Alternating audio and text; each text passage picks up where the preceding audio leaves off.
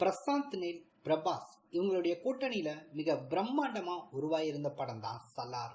இந்த படத்துல பிரபாஸ், பிருத்திவிராஜ், ஸ்ருதிஹாசன் உள்ளிட்ட பலர் நடிச்சிருந்தாங்க. கேஜிஎஃப் படத்தை இயக்கியிருந்த பிரசாந்த் நீல் இந்த படத்தை இயக்குறாரு அப்படின்னு எதிர்பார்ப்புகள் ரொம்பவே அதிகமா இருந்துச்சு ரசிகர் மத்தியில. இந்த படம் கடந்த டிசம்பர் 22 வெளியாக இருந்துச்சு. பாக்ஸ் ஆபீஸ்ல இந்த படம் 700 கோடி ரூபாய்க்கு மேல வசூல் பண்ணிருந்துச்சு. படம் வெளியான 2 நாட்களுக்கு பிறகு படத்துக்கு ரொம்பவே கடுமையான விமர்சனங்கள் கிடைச்சிருந்துச்சு, கலவையான விமர்சனம். இதனாலேயே பார்த்தோம் அப்படின்னா இந்த படம் தியேட்டர்ல சரியா போகல அப்படின்னு சொல்லலாம். கேஜிஎஃப் படம் போல இந்த படம் இருக்கும் அப்படின்னு எதிர்பார்த்த ரசிகருக்கு மிகப்பெரிய ஒரு ஏமாற்றத்தை இந்த படம் கொடுத்திருந்துச்சு.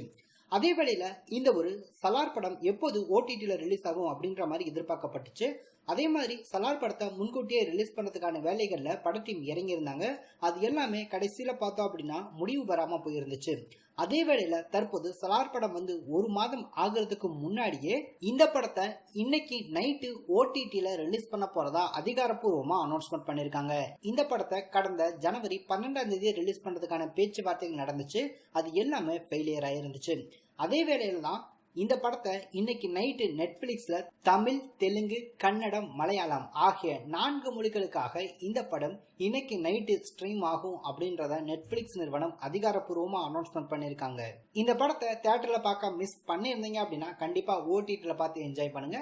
இந்த படம் ஓடிடில வரும் பட்சத்துல ரசிகர் மத்தியில நல்ல ஒரு வரவேற்பு பெறும் அப்படின்ற மாதிரி படத்தையும் எதிர்பார்த்துட்டு இருக்காங்க. சோ அது எந்த மாதிரி அமைய போகுது அப்படின்றத வெயிட் பண்ணி பார்க்கலாம்.